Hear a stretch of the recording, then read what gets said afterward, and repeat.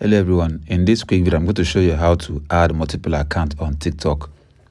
If you have more than 2 accounts and you want to add them with one TikTok app, you can actually do that. Here's how to do that. Open your TikTok app, click on the 3 lines at the top right corner. Click on settings and privacy. Now you have to scroll all the way down. You're going to see where it says switch account. Click on it.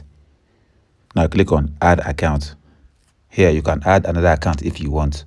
I don't have a second TikTok account. I would have shown you a demo. But when you add a second TikTok account, you can switch from here. When you click on it, it will show all the accounts you have and you can switch through your accounts from here.